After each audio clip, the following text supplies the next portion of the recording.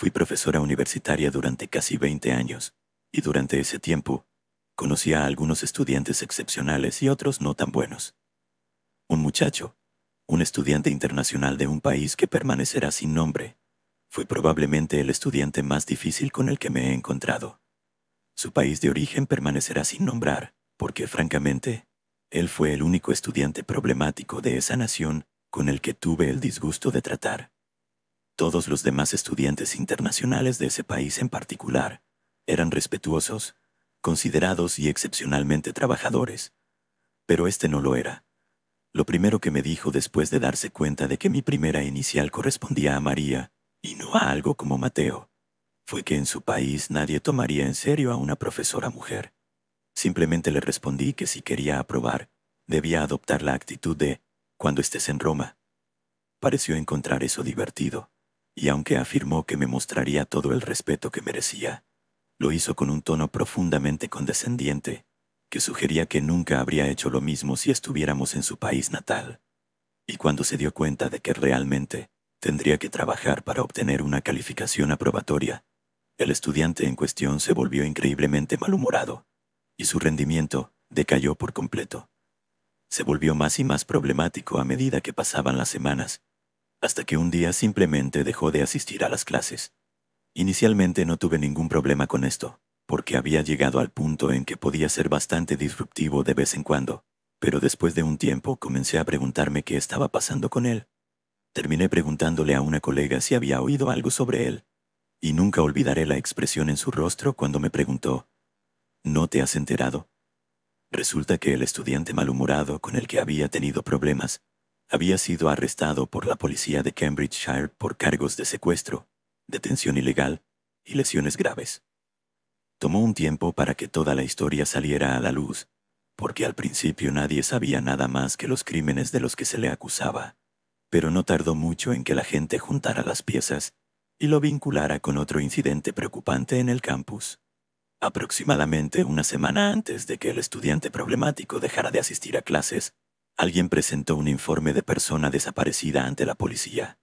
Esta persona afirmaba que un amigo o compañero de casa, una estudiante taiwanesa, había salido a una cita para tomar algo con otro estudiante y luego no había regresado a casa. Que los estudiantes se queden en los apartamentos o dormitorios de otros es algo muy común, por lo que durante las primeras 24 horas nadie le dio mucha importancia. Pero después de otras 24 horas sin comunicación alguna de su parte, los amigos de la chica se preocuparon. Contactaron a la policía y le dieron el nombre de la cita de su amiga, y los oficiales fueron enviados a la casa del chico. La cita resultó ser el mismo estudiante con el que yo había tenido problemas, pero él afirmó no tener idea de dónde estaba ella. La policía luego rastreó el teléfono móvil de la chica y descubrió que estaba a solo 50 metros del piso del tipo. Así que volvieron a interrogarlo, pero esta vez con una orden de registro y confiscación emitida por un juez local. Esto les permitió entrar en el piso del estudiante, donde al entrar encontraron a la chica taiwanesa desaparecida. Después de acompañar al estudiante a tomar algo, la estudiante había seguido al chico de regreso a su piso. Había sido perfectamente amable y encantador durante el transcurso de la noche, pero al llegar a su piso, su comportamiento debió cambiar por completo. Cuando ella expresó su deseo de irse, el estudiante se volvió violento, y cuando las cosas se pusieron físicas, él la sujetó, le ató las muñecas y los tobillos, y luego procedió a golpearla y torturarla con un encendedor de cigarrillos. La víctima fue informada de que esto era una lección sobre por qué no podía dejarlo, y que cuanto antes aceptara que era su propiedad, antes terminaría su calvario. Por lo que tengo entendido, todo el asunto causó algo así como un incidente internacional en la universidad, y la familia de la chica quería ver al abusador de su hija procesado con todo el peso de la ley. Y lo fue, solo que el castigo no estuvo ni cerca de estar a la altura del crimen. En lugar de ser enviado a prisión, el estudiante acordó pagar a la víctima una considerable suma como compensación antes de ser deportado del Reino Unido y recibir una prohibición de por vida para regresar. Sé que al menos eso es algo, pero escuchar que básicamente se salió con la suya fue tan impactante como escuchar lo que había hecho en primer lugar. Debe haber habido una gran cantidad de maniobras diplomáticas tras bambalinas, y aunque solo tengo un conocimiento superficial de ello, sé que el mundo de las relaciones internacionales puede ser bastante turbio. Simplemente me enferma pensar en esa pobre chica, en todo lo que pasó, y saber que la persona que lo hizo simplemente pudo comprar su salida de una sentencia de prisión, porque para hombres como ese, la prisión es el único lugar para ellos.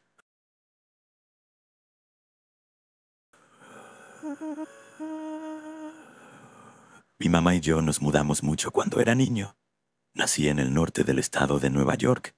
Viví en Connecticut por un tiempo y luego, después de que mis padres se divorciaron, mi madre y yo nos mudamos a San Diego para vivir con su novio, antes de que eventualmente nos mudáramos a Portland, Oregón, para vivir con mi tío cuando tenía 12 años. Nos quedamos allí hasta que cumplí 18, y aparte de una o dos desventajas, hubo muchas ventajas de crecer en Portland. Pero cuando me mudé allí por primera vez, diría que durante el primer año más o menos lo odié, y fue principalmente por un hombre. Un par de días después de que nos mudamos, estaba montando mi bicicleta arriba y abajo por la calle, cuando vi a un niño de mi edad caminando por la calle. Tenía una bolsa de supermercado de plástico en la mano, y parecía que estaba llena, pero lo que fuera que estaba dentro se estaba moviendo, y cuando llegué a su altura, detuve mi bicicleta y le pregunté qué tenía en la bolsa. Él sonrió, se acercó a mí y luego abrió la bolsa para mostrarme un montón de peces que había atrapado esa tarde. Siempre había vivido en la ciudad, pero en Portland estábamos en las afueras, donde era mucho más verde que en otros lugares donde había vivido. Nunca había estado cerca de mucha pesca o caza, así que me pareció increíble que este chico simplemente estuviera caminando por la calle con una bolsa de peces que acababa de sacar de un estanque. Pero para él, era la cosa más normal del mundo. Y lo que me asombró aún más fue cuando le pregunté qué iba a hacer con ellos, y él respondió que probablemente los comería. Pensé que era el niño más genial que había conocido en mi vida, y resultó que vivía al final de la calle, así que le pregunté si me enseñaría a pescar. Dijo que seguro, y unos días después nos dirigimos al viejo lugar de pesca que solía frecuentar.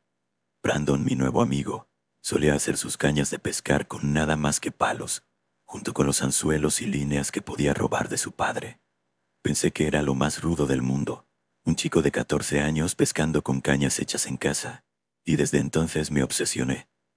Todo ese verano, Brandon y yo íbamos a pescar cada vez que teníamos la oportunidad, y llevábamos cualquier pez que atrapábamos a su mamá, quien los freía y los servía con hash papis y ensalada de col, y pasamos buenos momentos en ese viejo lugar de pesca. Pero después de un tiempo, Brandon dijo que había encontrado un lugar aún mejor para pescar. Era una caminata más larga que nuestro primer lugar de pesca. Pero Brandon dijo que era un estanque mucho más grande, lo que significaba peces mucho más grandes. Así que partimos un viernes por la tarde para echarle un vistazo por primera vez. Brandon tenía razón en que era un estanque mucho mejor. El único problema era que no sabíamos que estábamos invadiendo el lugar de alguien. La gente puede ponerse muy gruñona si estás demasiado cerca de su lugar de pesca preferido, y francamente enojada si intentas sustituirlos por completo. Así que éramos conscientes de que alguien podría aparecer y molestarse por nuestra presencia allí. Y, efectivamente, solo pasaron unas pocas horas antes de que alguien lo hiciera. Estábamos sentados en el borde del estanque cuando de repente escuchamos a alguien gritar: «Oigan, ¿qué demonios creen que están haciendo, chicos?». Y giramos la cabeza. Brandon y yo vimos a un tipo de unos 50 y tantos años, con una calva y una barriga prominente, vestido con una camiseta negra y pantalones cortos caqui. Le dijimos que solo estábamos pescando, y él comenzó a preguntar si teníamos permiso, si nuestros padres sabían lo que estábamos haciendo. Básicamente todas esas cosas para intentar que nos fuéramos. Brandon comenzó a responderle, preguntándole si nuestro nuevo lugar estaba en su terreno, y él dijo que no, pero que debía ser el terreno de alguien y que llamaría a la policía si no nos íbamos. Yo estaba a punto de sugerir que nos fuéramos y volviéramos más tarde o algo así, cuando escuchamos otra voz desde el lado opuesto preguntando cuál era el problema. Brandon y yo una vez más nos giramos para ver a un segundo hombre caminando hacia nosotros desde la dirección opuesta. Parecía tener la misma edad que el tipo que intentaba echarnos, pero era más alto, más delgado y tenía el cabello bien peinado y usaba un cardigan, como Mr. Rogers si Mr. Rogers usara gafas. El tipo enojado comenzó a explicar que no teníamos derecho a pescar allí, especialmente sin una licencia, pero luego el hombre con gafas dijo que ese era su terreno, que teníamos su permiso para estar allí. Recuerdo cómo dijo: «Puedes llamar a la policía si quieres, pero no creo que les agrade que les hagas perder el tiempo, ¿verdad?». Y el tipo regordete y amargado se mostró molesto por un segundo, y luego se fue refunfuñando para sí mismo sobre cómo los chicos de hoy en día no tienen respeto. Ahora, una vez que el tipo estuvo fuera de oído, le agradecimos al señor parecido a Mr. Rogers por apoyarnos y también por darnos permiso para pescar en su terreno. Y él simplemente se rió y dijo: «Este no es mi terreno, pero ese tipo era un idiota». Y nos dijo que el límite de su terreno estaba a aproximadamente 800 metros de distancia, pero que le gustaba caminar por allí debido a toda la vida salvaje y esas cosas. Dado que estábamos en terreno público, tendríamos que mudarnos si aparecía la policía. Pero el señor Sanders, como se llamaba a sí mismo, nos había ganado un poco de tiempo antes de que alguien más viniera a molestarnos. Obviamente pensamos que el señor Sanders era increíble, y él parecía muy impresionado por las cañas de pescar improvisadas de Brandon. Y después de un breve intercambio, continuó con su paseo por la naturaleza, y nosotros seguimos pescando. Convirtiéndose en nuestro lugar habitual de pesca, visitamos ese estanque más grande tantas veces como pudimos ese verano, y de vez en cuando veíamos al señor Sanders en uno de sus paseos. Al principio todo lo que hacía era hablar un poco con nosotros, preguntar cómo iba la pesca, cosas así. Pero después de un tiempo nos veía, nos saludaba, y luego volvía unos 20 o 30 minutos más tarde con algunos pasteles de su esposa o algunas latas frías de refresco, lo que fuera que pudiera compartir. La señora Sanders debía ser una panadera increíble, porque lo que sea que nos trajera estaba garantizado para ser bueno. Y a veces se detenía y comía con nosotros, disfrutando del paisaje y haciéndonos preguntas. La mayoría de las veces hablábamos de nada en particular, ya fuera de pesca, béisbol o la escuela. Pero luego, un día, el señor Sanders nos preguntó si alguno de nosotros tenía novia. Yo tenía 12 años y Brandon casi un año más, con 13. Y aunque habíamos experimentado algunos inocentes enamoramientos aquí y allá, no teníamos novias ni nada parecido. El señor Sanders preguntó si había alguna chica en la escuela que nos gustara, y habiendo ya discutido el tema, tanto Brandon como yo dijimos que no, realmente no. El señor Sanders se rió y nos dijo: «No te fuerces. El mundo te va a decir cómo deberías querer todo tipo de cosas diferentes, pero la única cosa a la que deberías prestar atención es a lo que tu corazón te dice». Bastante edificante, ¿verdad? Nosotros también lo pensamos. Quiero decir, pensamos que el señor Sanders era probablemente la persona más genial que cualquiera de nosotros había conocido. Y habiendo crecido sin una figura paterna estable en mi vida, definitivamente aprecié tener a alguien así cerca, especialmente cuando Brandon tuvo que ir a visitar a algunos parientes fuera del estado y me quedé solo. Si quería ir a pescar, ya tenía mi propia caña de pescar hecha en casa en ese momento, así que no era como si tuviera que pedirle prestada la de Brandon. Solía caminar hasta el lugar de pesca siempre que quería, cavar algunos gusanos y luego ponerme a atraer al pez más grande posible hacia las aguas poco profundas. La pesca era tan divertida como lo era con Brandon, pero solía preocuparme por estar solo. Siempre fui bajo para mi edad y, con mi leve tartamudeo, la gente que no me conocía bien tendía a pensar que era mucho más joven o mucho más tonto de lo que era, lo que naturalmente me convertía en un objetivo muy fácil para los matones. No pensaba que tuviera que preocuparme por eso en el buen viejo lugar de pesca, ya que solía ver al señor Sanders en sus paseos o detenerse para traerme algunos muffins. Pero luego, un día el señor Sanders se detuvo mientras estaba pescando y comenzó a actuar un poco extraño. Solía hacernos preguntas de vez en cuando, solo sobre nuestras vidas y demás, y ese día, el señor Sanders comenzó a preguntarme sobre mi familia. Le conté todo, o al menos casi todo, que me había mudado mucho y que tenía un papá, luego un padrastro y luego ningún papá en absoluto. Luego me preguntó si me gustaba vivir con mi tío, y le dije que era lo que era, y que mi mamá probablemente nos mudaría de nuevo pronto. El señor Sanders generalmente tenía algún consejo mundano que ofrecer, algo que nos animara o que nos ayudara a ver el lado positivo de las cosas. Pero cuando dije eso sobre probablemente mudarnos pronto, no dijo nada en absoluto. Simplemente se levantó y se fue sin siquiera decir adiós. Eso no era propio del señor Sanders, pero en ese momento me pregunté si algo de lo que había dicho lo había afectado demasiado. Podría haber tenido 12 años, pero no era tonto. Sabía que los adultos se molestaban por cosas raras, o no raras, sino cosas que no podían o no querían explicarme. Supuse que era algo así, o que se sentía culpable por mencionar un tema sensible. Noté que muchos adultos parecían mostrarme simpatía cada vez que se hablaba de la familia. Era algo con lo que había estado lidiando desde el divorcio de mis padres, cuando tenía 6 o 7 años. Así que tal vez el señor Sanders simplemente se sintió mal de repente, y se fue porque estaba un poco afectado.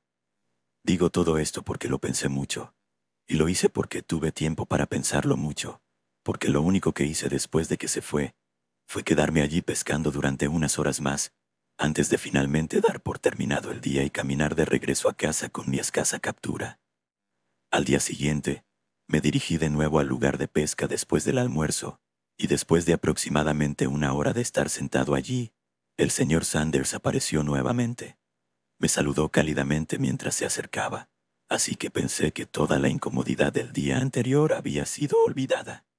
No lo mencionó al principio, simplemente actuó como si nunca hubiera sucedido, lo cual honestamente me pareció bien porque yo tampoco quería hablar de eso.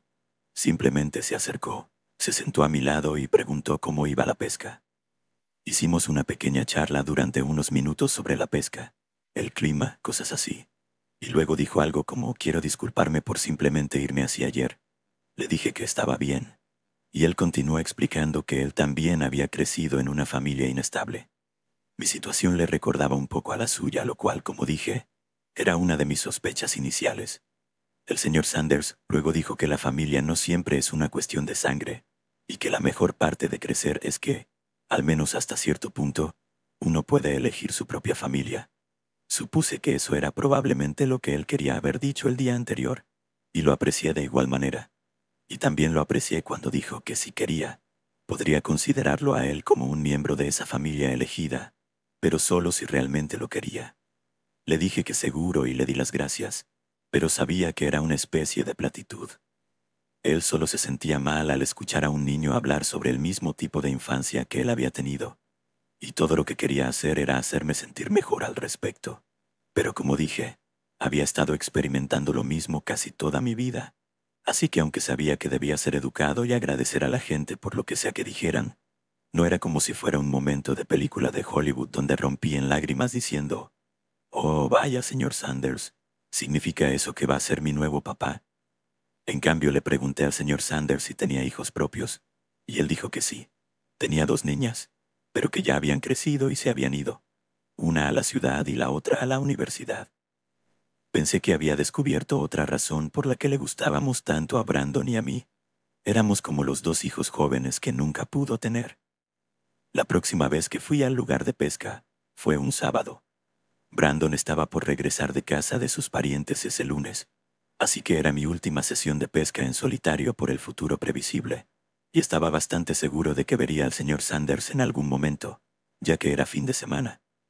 Estuve allí tal vez una hora antes de que él apareciera, y cuando lo hizo, hicimos nuestra charla habitual y miramos el mundo pasar hasta que se giró y me hizo una pregunta. Me preguntó si había pensado en lo que dijo sobre la familia elegida, y le dije que sí, un poco. Luego me preguntó si me gustaba la idea de que él fuera una especie de figura paterna para mí, y aunque dije seguro, supongo, no era del todo por cortesía. Me gustaba el señor Sanders, y también le gustaba a Brandon, y aunque todo el asunto de la familia elegida me parecía un poco cursi, pensé que venía de un buen lugar, así que supuse que simplemente seguiría adelante. Pero luego, el señor Sanders comenzó a actuar de nuevo de manera extraña. Me dijo que el vínculo familiar venía con un cierto tipo de amor, y yo solo me quedé allí preguntándome a dónde quería llegar con eso. Y luego continuó diciendo que, durante las semanas anteriores, había desarrollado sentimientos de amor familiar y que se había estado preguntando si esos sentimientos eran recíprocos. Al principio habló de manera muy elegante, supongo que porque estaba dando rodeos, pero creo que debió ver la expresión en mi cara y pensar que estaba allí porque no lo entendía, porque en el siguiente momento simplemente me preguntó directamente si lo amaba. Hubo una breve pausa antes de que aclarara que se refería al amor familiar del que estaba hablando, y recuerdo haberle dado un seguro, supongo, muy reacio. Pero no había terminado. Este es el punto en el que creo que el señor Sanders era otro de esos adultos que pensaban que yo era un poco lento por la forma en que me estaba hablando. Era como si estuviera hablando con un niño mucho más joven, o tal vez con uno con algún trastorno de aprendizaje o algo así. 12 no son 18, pero todavía estaba como, ¿por qué me está hablando así? Sabía que algo no estaba bien, simplemente no podía ver exactamente lo que estaba pasando. No hasta que el señor Sanders comenzó a hablar de nuevo. Me dijo que las personas que se aman a veces se tocan como una forma de expresar ese amor, y ahí fue cuando comencé a sentirme realmente incómodo. El señor Sanders se acercó un poco a mí, y recuerdo que mi cuerpo se tensó cuando lo hizo. Me di cuenta de hacia dónde iba y lo que estaba tratando de hacer, y me hizo sentir como si mi piel quisiera salir corriendo de mis huesos. El señor Sanders entonces me preguntó con una especie de voz temblorosa si podía tocarme como una forma de expresar su amor, y en el momento en que terminó su frase, me levanté y me fui sin decir una palabra, justo como él hizo el día anterior.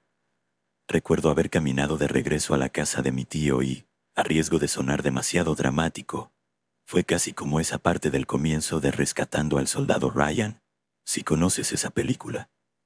¿Recuerdas esa parte en la que Tom Hanks está sentado en la playa y está teniendo algún tipo de episodio en el que sus oídos zumban y todo parece estar muy lejos? Eso es honestamente lo que sentí caminando de regreso a la casa de mi tío.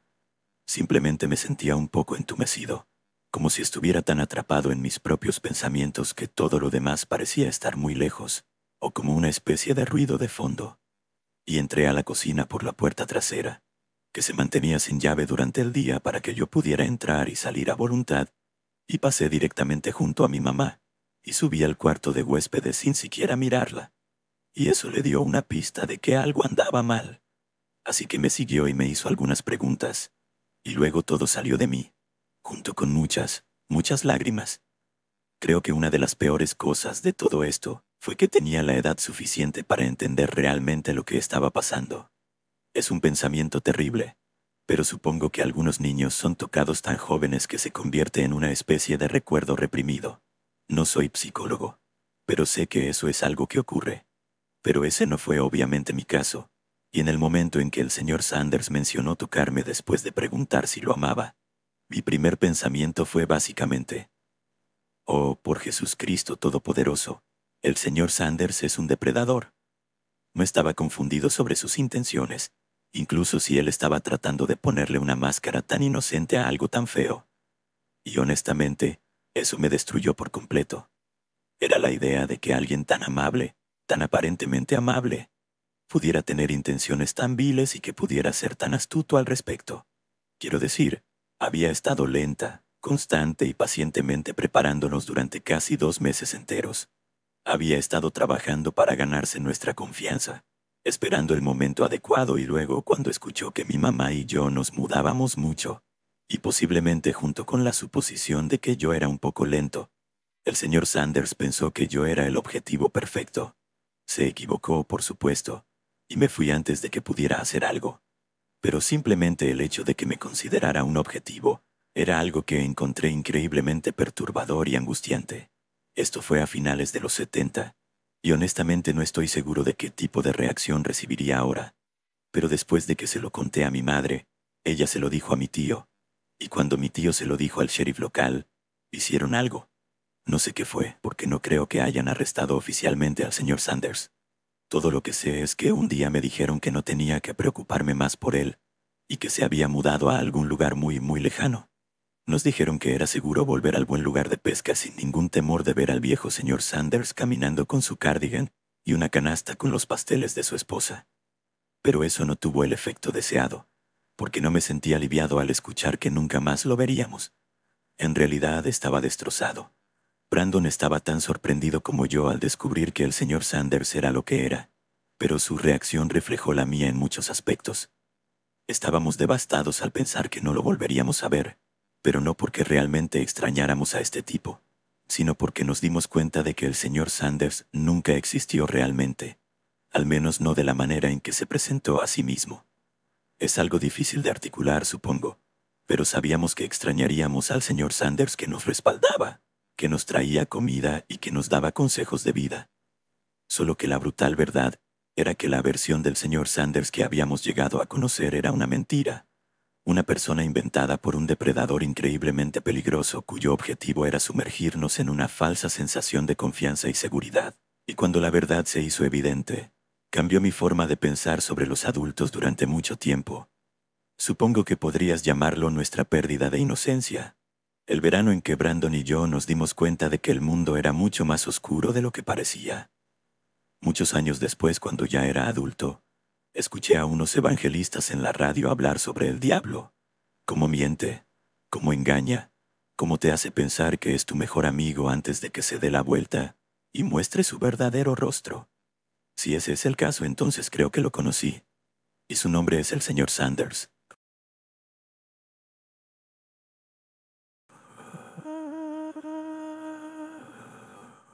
Yo solía vivir en Parkfield Road, cerca de Lark Lane, en Liverpool. Mi supermercado local era el Tesco en Aigburth Road, así que cada vez que necesitaba comprar comida, caminaba todo el camino por Parkfield desde mi departamento, que estaba en una casa en la parte más alta de la calle, cerca de Prince's Park. La mayoría de las casas en Parkfield son básicamente viejas mansiones georgianas. Estoy hablando de hermosos edificios antiguos con largas entradas y grandiosos portales de entrada, que supongo que solían ser ocupados por la élite de la ciudad. Pero hoy en día, la mayoría se han convertido en apartamentos que tienen de 5 a 7 departamentos en ellos. Algunos de ellos exhiben una arquitectura verdaderamente exquisita, pero aunque son agradables de mirar, generalmente no es de buena educación detenerse y quedarse mirando la casa o el lugar de trabajo de alguien. Así que simplemente me ocupaba de mis propios asuntos y seguía caminando. Sin embargo, eso no significa que no me diera cuenta de que una o dos de las viejas mansiones se habían convertido en algo que no eran apartamentos. Sabía que una se había convertido en una guardería y otra era como una veterinaria o algo así, pero nunca tuve curiosidad por saber más sobre ellas. Una mañana salí para ir al trabajo a las 7, así que estaba caminando por Parkfield, todavía medio dormido, con los auriculares puestos, un podcast en marcha y un café en la mano. Estaba aproximadamente a la mitad del camino hacia la estación de tren de St. Michael's, cuando vi a un tipo parado en la acera frente a mí. Parecía estar esperando a alguien, tal vez un taxi o un auto compartido para ir al trabajo o algo así. Pero aparte de mirarlo brevemente, no le presté mucha atención. Sin embargo, todo cambió cuando pasé junto a él y dijo algo que no pude entender por el ruido de mi podcast. Estaba casi seguro de que lo había dicho dirigido a mí, así que me detuve, me quité los auriculares y le pregunté con quién estaba hablando. Él me miraba directamente mientras me giraba, así que claramente me estaba hablando a mí, pero no respondió a mi pregunta ni nada. Simplemente siguió hablando, aunque no había escuchado lo primero que había dicho. Recuerdo exactamente lo que dijo porque fue una de las cosas más raras que alguien me haya dicho en toda mi vida. Dijo, «Están todos ardiendo en una gran pila y cada día hay más». Probablemente a mi cerebro medio dormido le tomó un microsegundo más de lo normal, pero tan pronto como me di cuenta de que el tipo estaba diciendo tonterías, le respondí, «Sí, claro», de una manera como de, «Por favor no me mates, persona loca». Y luego seguí caminando hacia la estación de tren. Supongo que si vives en cualquier ciudad del planeta, inevitablemente te encontrarás con algunos chiflados de vez en cuando. Simplemente no esperaba encontrarme con uno tan temprano en la mañana. No me asustó ni nada, solo pensé, qué tipo más raro. Y para cuando llegué a la oficina y vi la enorme pila de facturas que tenía que revisar, básicamente me había olvidado de todo durante las siguientes 8 horas, hasta que llegó la hora de volver a casa.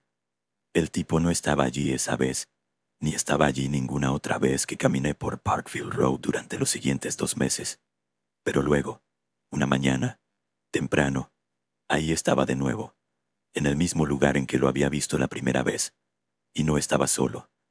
El tipo estaba parado con 2 mujeres, ambas en sus 50 o 60 años que parecían estar leyendo. Como eran 3 en la acera, decidí cruzar al otro lado para tener más espacio para pasar, pero mientras lo hacía, no pude evitar echar un vistazo a los 3. El tipo me vio mirándolo y aunque no dijo nada, nos cruzamos las miradas y sonrió antes de que yo rápidamente apartara la cabeza. Pero antes de hacerlo noté que las dos mujeres, que parecían estar leyendo de pequeños libros, también parecían estar susurrando algo, como si estuvieran leyendo en voz baja. Ahora, en este punto, muchos de tus oyentes estadounidenses van a detenerse y pensar, espera un momento, esto suena familiar. Y para ser justos, si estás pensando lo que creo que estás pensando, entonces estás pensando lo correcto. Pero el tema en cuestión no es un problema tan grande aquí como lo es al otro lado del charco. No estoy tratando de hacer de esto una crítica ni nada, simplemente tenemos problemas diferentes aquí, fue el abrumador y poco halagador acuerdo. Y es por eso que pude pasar junto a ellos una segunda vez y no conectar lo que estaban haciendo con el lugar que eligieron para hacerlo. Personalmente, culpo a mi cerebro adormilado. Ambas veces que vi al tipo raro, solo había estado despierto 30 minutos, y como iba camino al trabajo, no tenía precisamente tiempo para detenerme a charlar. Pasaron literalmente días antes de que me diera cuenta de que estaban parados frente a la veterinaria, mirando el lugar desde el otro lado de la calle. Así que decidí usar un poco de mi Google Fu para tratar de averiguar qué estaba pasando. Se llamaba algo así como la Clínica Dafodil. No es su nombre real, por supuesto, pero algo igual de inofensivo. Luego me tomó apenas unos minutos averiguar cuál era su propósito. No era una veterinaria, era una clínica de abortos, y por eso las personas estaban rezando afuera. Desde entonces, he aprendido que protestar frente a clínicas de abortos es algo bastante grande en los Estados Unidos, y muchas veces las protestas se vuelven bastante violentas. Supongo que, antes de que estalle la sección de comentarios, me gustaría dejar claro que no estoy tratando de hacer acusaciones sobre nadie. En un país libre, la gente debería ser libre de rezar donde quiera, ¿verdad? Y yo no vivo allí, así que realmente no sé exactamente lo que está pasando. Pero eso no es lo que encontré tan escalofriante de ese hombre, el que inicialmente me dijo algo ininteligible sobre que todos estaban ardiendo en una gran pila. Él estaba hablando de los bebés abortados, y estaba hablando de ellos quemándose en el infierno. Creo que uno tendría que ser una persona excepcionalmente fuerte para que esa imagen mental no te cause un escalofrío. Ciertamente lo hizo conmigo una vez que me di cuenta de a qué se refería ese tipo. Algún tiempo después escuché que lo arrestaron. Supongo que alguien lo denunció a la policía y que tenía la costumbre de decirle cosas a la gente mientras pasaban. No sé qué ley estaría infringiendo, pero no se puede hacer eso, ¿verdad? Decir cosas sobre bebés quemándose en el infierno a personas que están pasando por un momento horrible en sus vidas. Ahora, sé que este puede ser un tema controvertido, pero, no sé, si vas a rezar, hazlo en silencio al otro lado de la calle como esas dos mujeres. No lo conviertas en un gran espectáculo y ciertamente no vayas diciendo a extraños que pasan cosas sobre montones de bebés quemándose en el infierno.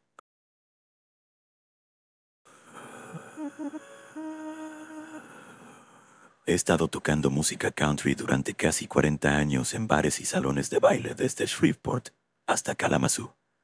La música siempre ha sido mi primer amor, pero mi segundo son las personas, y parte de la diversión de tocar música es conocer a algunas de las personas que la aprecian tanto. Después de todo, sus dólares ganados con tanto esfuerzo mantienen gasolina en nuestros tanques, comida en nuestros estómagos y cuerdas en nuestras guitarras. Así que pensé que lo menos que podía hacer era aceptar una cerveza o dos cuando ofrecían comprarme una, y dejar que me contaran todo sobre su canción favorita de Hank. Y de vez en cuando, conoces a un verdadero gran estadounidense, y hay algunas personas que recordaré por el resto de mi vida. Pero luego a veces conoces a alguien que te hace alegrarte de dejar la ciudad a la mañana siguiente. Estábamos en una ciudad universitaria llamada Brookings, en Dakota del Sur. Un lugar agradable y en su mayor parte gente agradable también. Tocamos durante 3 horas y media en un lugar llamado The Wild Hare. Tenían un buen bar y una buena multitud, y servían alcohol hasta las 2 de la mañana. Así que después del espectáculo nos sentamos en un taburete, pedimos algo de comida de bar y tomamos unas cervezas con los lugareños hasta la hora de cierre, vendiendo CDs, camisetas y lo que pudiéramos ofrecerles. Pero no se trataba solo de ganar unos cuantos dólares extra. Si le das la mano a un tipo después de tocar su canción favorita, es el doble de probable que vuelva a verte la próxima vez que estés en la ciudad. En fin, Alrededor de la 1:30 de la madrugada, la mayoría de los clientes del bar estaban saliendo poco a poco, e incluso algunos de la banda ya se habían retirado y se habían dirigido al autobús. Al final, solo quedábamos yo, sentado en un taburete del bar, y nuestro baterista Larry, tratando de convencer a la gente para que jugara una partida de billar con él. Estaba a punto de irme cuando un viejo se desploma en el taburete a mi lado y comienza a decirme lo bien que tocamos. Le dije que lo apreciaba y luego comenzamos a hablar de música y de cómo es recorrer el país y vivir en la carretera. Recuerdo cómo, después de pedirnos las últimas cervezas, el extraño me preguntó si alguna vez nos habíamos descompuesto, como en medio de la nada. Le dije que sí, 1 o 2 veces, pero que dormir en una parada de camiones a veces podía ser mucho más aterrador que dormir en algún camino de tierra fuera de un pueblo perdido en Estados Unidos. Luego me preguntó si llevábamos alguna protección en el autobús, y no me refería a la clase que guardas en tu billetera. Le dije que nuestro conductor, que también hacía de seguridad de manera informal, solía llevar algún tipo de pistola y que sí, ocasionalmente había 1 o 2 armas en el autobús, dependiendo de dónde estuviéramos y quién estuviera de gira con nosotros. Hice una broma sobre cómo esperaba que no fuera un agente del ATF, y el tipo se rió antes de jurar por su madre que no era ningún federal. Luego me preguntó si nuestro conductor alguna vez había tenido que usar su pistola. Le dije que habíamos estado en algunas situaciones difíciles y que habíamos tenido algunos sustos reales, pero que por la gracia de Dios nunca había visto a nadie disparar. Luego comenzó a contarme cómo no solo se había visto obligado a defender su vida y propiedad una vez, sino que había quitado la vida a 3 hombres que intentaron matarlo. Le pregunté si era veterano, porque parecía tener la edad suficiente para haber servido en Corea, o tal vez en la Segunda Guerra Mundial, pero negó con la cabeza. Nunca sirvió un día en su vida. Había sido una invasión de su hogar y, según él, fue el evento más significativo de su vida. El viejo dijo que vivía en una casa grande que había comprado muchos años antes para albergar a su esposa y 5 hijos, pero después de un accidente automovilístico que reclamó la vida de ella y sus 2 hijas, y que sus hijos crecieran y se mudaran a otros lugares, se quedó completamente solo. Ese tipo de vida le convenía al viejo por un tiempo, pero luego la metanfetamina cristalina se apoderó de muchas de las personas de ese condado, y todo cambió. Los robos y la violencia se dispararon, y una vez que todas las estaciones de gasolina, licorerías y cooperativas de crédito habían sido asaltadas, los adictos comenzaron a apuntar a las personas en sus hogares. La primera vez que el viejo fue robado, los adictos se llevaron una de sus unidades de aire acondicionado, mientras él estaba en el trabajo. Debieron pensar que solo él vivía allí, porque comenzaron a atacar su casa al menos una vez, a veces 2 veces por semana. Se acostumbró a quedarse despierto en su porche con una olla de café y una escopeta, solo esperando a que aparecieran. Privarse de sueño de esa manera casi lo enfermó, pero una noche vio luces al final de su camino de entrada. Minutos después, 2 adictos estaban subiendo por el sendero, y justo cuando se acercaban lo suficiente, disparó un tiro de advertencia sobre sus cabezas. Pero en lugar de simplemente salir corriendo como conejos asustados, los adictos comenzaron a dispararle mientras huían. El viejo se agachó para cubrirse mientras las balas volaban hacia él, y lo último que escuchó antes de que los adictos se fueran fue: «Volveremos, hijo de pu. Y cuando lo hagamos, te mataremos». El viejo fue a hablar con el sheriff del pueblo, quien le dijo que, si bien tenía todo el derecho a usar la fuerza letal para defenderse de amenazas mortales, tal vez no fuera una buena idea si estaba en desventaja numérica y de armas contra un grupo de adictos desquiciados. Y en cualquier otra circunstancia, el sheriff podría haber colocado a 2 de sus chicos en una carretera cercana para actuar como una especie de fuerza de reacción rápida. Pero dado el reciente aumento de crímenes alimentados por la metanfetamina, no tenía personal disponible, y el viejo dijo que el sheriff le dijo que en esta ocasión sería mejor que se hiciera escaso por unos días, una vez que se asegurara de que sus pagos de seguro de hogar estuvieran al día. Tenía derecho a defenderse y luchar, pero tenía que preguntarse si esa vieja casa vacía valía la pena morir por ella. Y ese viejo dijo que le dijo al sheriff que tenía razón, y que se iría de la ciudad por unos días antes de regresar a casa, revisar lo que quedaba, y clavar un cartel de «Se vende» en el jardín delantero. Incluso pasó por la oficina del sheriff para hacerle saber que se estaba yendo, pero no sin antes hacer algunos arreglos y ocuparse de algunos asuntos pendientes. Unos días después, este tipo regresa a la ciudad para encontrar agujeros de bala por todas partes en las puertas traseras de un camión de mudanza que había alquilado antes de irse de la ciudad. La casa estaba bien, todo estaba en su lugar, pero alguien parecía haber disparado al camión de mudanza. Este tipo está revisando las cosas y ve que nadie había intentado entrar en la cabina, pero después de abrir la parte trasera del camión encuentra 3 cadáveres. Poco después llega el sheriff, y este tipo dijo que todos estaban casi a punto de vomitar por lo mal que olía dentro del camión, pero también dijo que no tardaron mucho en averiguar por qué olía tan mal por dentro. Antes de dispararse y apuñalarse entre ellos, 3 adictos locales habían decidido usar la parte trasera del camión como baño. Luego, a primera vista, después de aliviarse, los adictos cerraron la puerta del camión y procedieron a cortarse y matarse entre ellos. El sheriff dijo que nunca había visto algo así, pero que nuevamente, todo tipo de cosas extrañas habían estado sucediendo desde que la metanfetamina se apoderó de la escena de los narcóticos. El viejo dijo que una vez que la escena fue limpiada, el sheriff le dijo que esos adictos se habían encerrado accidentalmente en la parte trasera del camión de mudanza porque, según parece, el cerrojo había fallado y no se podía abrir desde adentro.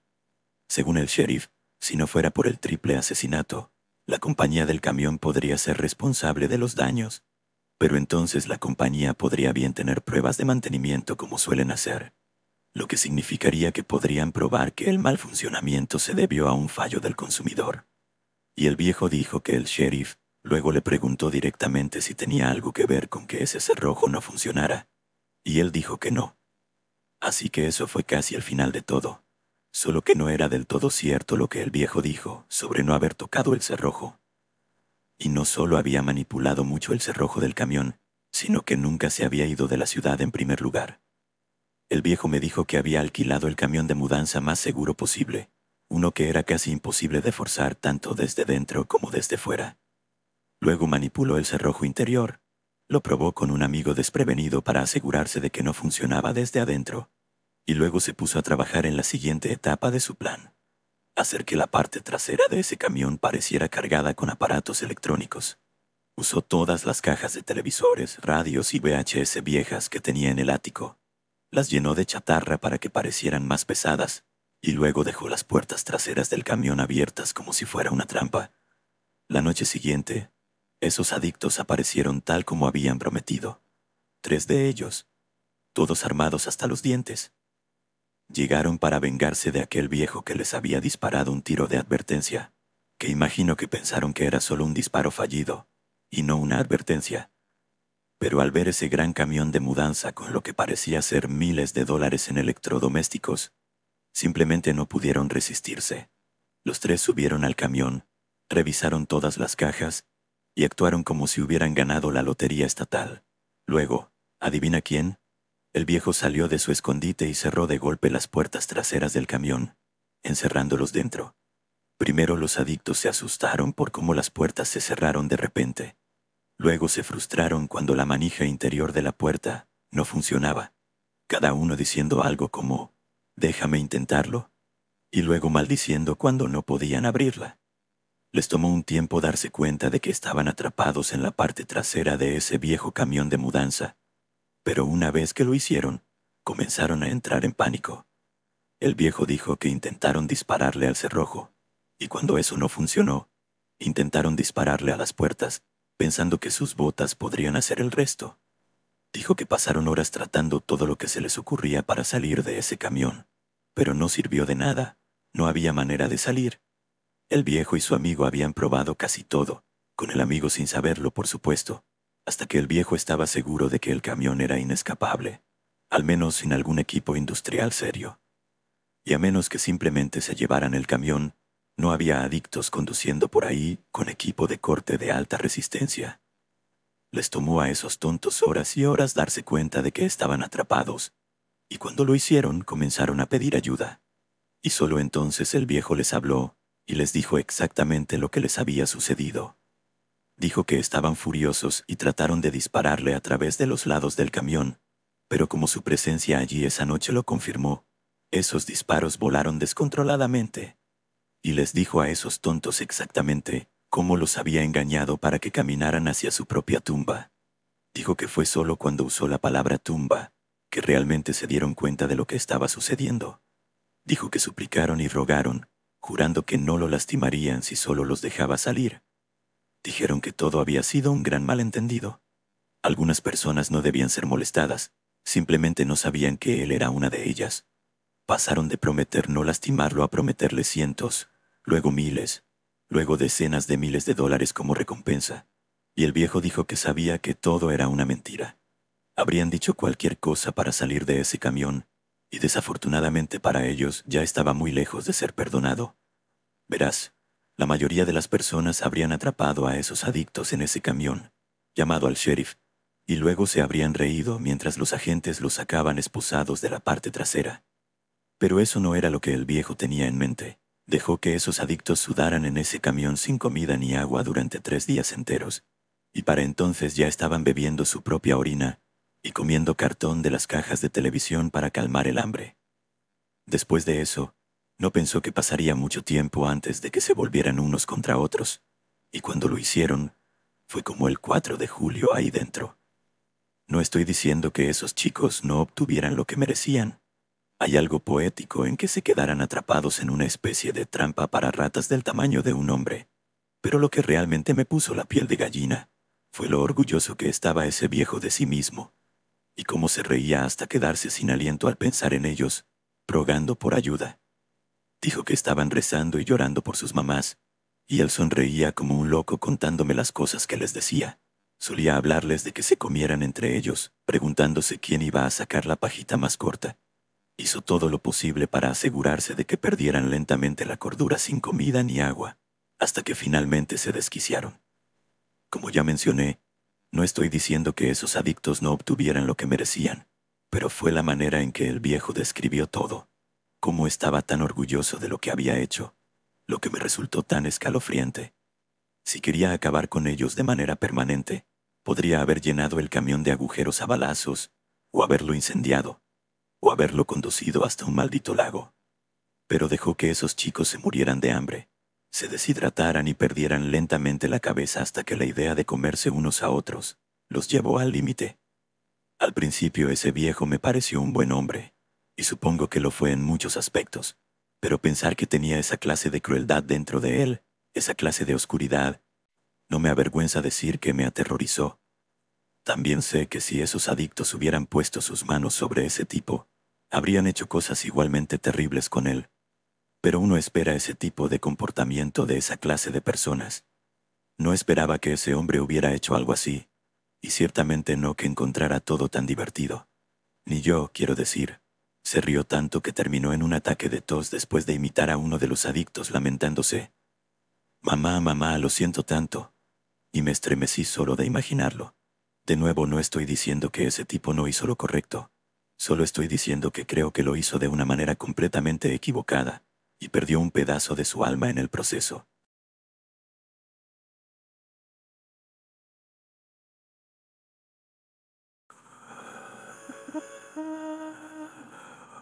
Desde que tengo memoria, mis padres han sido increíblemente protectores. Nunca permitieron que me alejara demasiado de su vista, ni que me aventurara más allá de los límites seguros de nuestro hogar. Crecí en un ambiente donde el peligro siempre parecía acechar en cada esquina, o al menos esa era la impresión que mis padres me daban con su constante vigilancia. La escuela, el parque, incluso la casa de mis mejores amigas, eran lugares que mis padres debían inspeccionar antes de dejarme quedarme a jugar o a pasar la noche. Recuerdo sentirme a veces sofocada, como si las paredes de nuestra casa fueran una jaula dorada, diseñada para protegerme, pero que al mismo tiempo me aislaba del mundo exterior. Aquella mañana todo comenzó de manera bastante normal. Mis padres decidieron salir a hacer algunas compras, algo que normalmente habría significado que yo los acompañaría. Sin embargo, esa vez, después de muchas súplicas y promesas de portarme bien, logré convencerlos de que me dejaran sola en casa por un corto periodo de tiempo. Tenía 7 años, una edad en la que sentía que ya podía manejar un poco más de independencia, y para ser honesta, me emocionaba la idea de tener la casa para mí sola. aunque solo fuera por un rato. Antes de irse, mi madre me dejó con una lista de instrucciones que seguí con una atención casi ritual. No abras la puerta a nadie, no toques la estufa, no hagas nada peligroso, repitió como si estas palabras fueran un mantra capaz de protegerme en su ausencia. Mi padre, por su parte, me recordó cómo usar el teléfono en caso de emergencia, y después de una última mirada de preocupación, ambos se marcharon dejándome sola por primera vez en nuestra casa. Me quedé en la sala, rodeada de mis juguetes, con la televisión encendida en un volumen bajo para no llenar la casa con ruido. El sol de la mañana se filtraba por las cortinas, llenando la habitación con una luz cálida y acogedora. Al principio, disfruté de la soledad, jugando con mis muñecas y cantando suavemente para mí misma. Sentía que finalmente tenía un poco de libertad, aunque sabía que era efímera. Sin embargo, esa sensación de tranquilidad no duró mucho. Aproximadamente 15 minutos después de que mis padres se fueron, comencé a escuchar ruidos provenientes de la cocina. Al principio pensé que había sido mi imaginación, o tal vez algún objeto que había caído al suelo. Pero los ruidos continuaron, y cada vez sonaban más claros. Era el sonido de algo metálico chocando, quizás cubiertos siendo movidos, o una olla que había sido colocada sobre la estufa. Mi primer pensamiento fue que mis padres habían olvidado algo y habían regresado a casa. Sin embargo, no recordaba haber oído la puerta principal abrirse, y la idea de que algo o alguien más estuviera en la casa comenzó a abrirse paso en mi mente. Sentí un escalofrío recorrerme la espalda. El miedo se apoderó de mí de una manera que nunca había experimentado antes. El silencio de la casa, que antes había sido reconfortante, ahora se sentía opresivo, como si estuviera cargado con la presencia de algo desconocido y peligroso. A pesar del miedo, la curiosidad y una extraña sensación de responsabilidad me impulsaron a investigar. Me levanté lentamente del sofá. Mis pies descalzos apenas hacían ruido sobre el suelo de madera. Cada paso que daba hacia la cocina era acompañado por el sonido acelerado de mi propio corazón. El pasillo que conducía a la cocina nunca me había parecido tan largo. A medida que me acercaba, el ruido en la cocina se hizo más claro, más tangible, y con ello, mi miedo se intensificó. Finalmente, llegué a la puerta de la cocina que estaba entreabierta. Desde mi posición pude ver una figura masculina de espaldas a mí. Era un hombre alto, vestido con ropa sencilla, como si acabara de salir de un día de trabajo común. No llevaba nada que lo identificara como peligroso, pero su mera presencia en mi casa era suficiente para aterrorizarme. Estaba cocinando algo en la estufa, moviéndose con la naturalidad y la calma de alguien que se siente completamente a gusto en su entorno. En ese momento mi cuerpo se tensó por completo, y sentí que el suelo bajo mis pies iba a desaparecer. Sabía que debía hacer algo, gritar, correr, pero mi cuerpo se negaba a obedecer. Estaba atrapada en una especie de parálisis inducida por el miedo. A medida que lo observaba, mis pensamientos corrían a una velocidad vertiginosa, tratando de encontrar una explicación lógica para lo que estaba sucediendo. Pero no había lógica en eso. No había forma de que un extraño estuviera en mi casa, cocinando como si fuera un miembro más de la familia. El hombre, ajeno o indiferente a mi presencia, continuó cocinando por unos minutos más. Luego, como si sintiera mi mirada, se giró lentamente para mirarme. Mi corazón dio un vuelco cuando nuestros ojos se encontraron. En ese instante pensé que ese sería mi fin, que ese hombre estaba allí para hacerme daño. Pero lo que ocurrió a continuación fue tan desconcertante como su presencia en la casa. El hombre me sonrió, una sonrisa cálida y casi familiar, que parecía fuera de lugar dadas las circunstancias. No había malicia en sus ojos, al contrario, su mirada transmitía una calma y una tranquilidad que casi me hicieron dudar de mi miedo. Era como si, de alguna manera, conociera a este hombre, aunque mi mente no pudiera recordar de dónde. «Hola, pequeña», dijo con una voz suave que resonó en la cocina vacía. «No tengas miedo, estoy aquí para cuidarte». Esas palabras pronunciadas con tanta dulzura no hicieron más que aumentar mi confusión. ¿Quién era este hombre? ¿Por qué estaba en mi casa? Y lo más importante, ¿por qué decía que estaba allí para cuidarme? Mis padres siempre me habían advertido sobre los extraños, sobre lo peligroso que podía ser hablar con alguien que no conoces. Pero este hombre no parecía un extraño en el sentido estricto de la palabra. Había algo en él que me resultaba vagamente familiar, aunque no podía precisar qué. Me quedé donde estaba, incapaz de moverme o de responder. Mi mente infantil luchaba por procesar lo que estaba sucediendo. Este hombre, que debería ser una amenaza, estaba actuando de una manera completamente opuesta a lo que mis padres me habían enseñado a esperar de un desconocido. No había rastro de violencia en su comportamiento. No tenía ningún arma y su voz era tan calmada que, contra todo pronóstico, mi miedo comenzó a desvanecerse, reemplazado por una mezcla de confusión y curiosidad. El hombre, viendo que no respondía, dio un paso hacia mí. Inmediatamente retrocedí, sacudiendo la cabeza. No quería que se acercara, no quería que me tocara. A pesar de su comportamiento tranquilizador, una parte de mí seguía desconfiando, y esa desconfianza me mantenía alerta. «No te preocupes», dijo deteniéndose en seco. «No voy a hacerte daño. Solo quiero asegurarme de que estás bien». Dicho esto, volvió a la estufa y continuó cocinando como si nada hubiera pasado. Mi confusión solo creció. ¿Quién era este hombre? ¿Por qué estaba aquí? Las preguntas se arremolinaban en mi mente, pero no encontraba respuestas. Después de unos minutos, el hombre terminó de cocinar y colocó un plato sobre la mesa. Me miró de nuevo, su expresión serena como si estuviera esperando que me acercara. Mi instinto me decía que no debía confiar en él, pero al mismo tiempo no podía ignorar la forma en que se comportaba. No parecía ser una amenaza, al menos no en el sentido que yo entendía. «Ven, come un poco, es tu plato favorito», dijo señalando el plato. ¿Cómo sabía lo que me gustaba? Esa pregunta me dejó completamente atónita.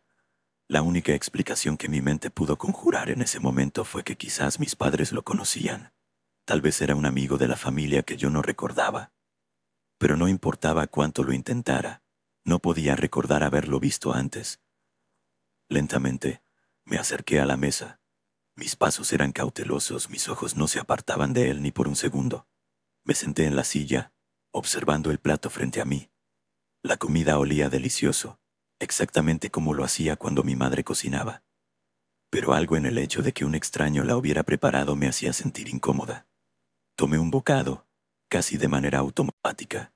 El sabor era perfecto, igual que en los días en que mi madre cocinaba mi plato favorito. Pero en lugar de consolarme, esto solo aumentó mi desconcierto.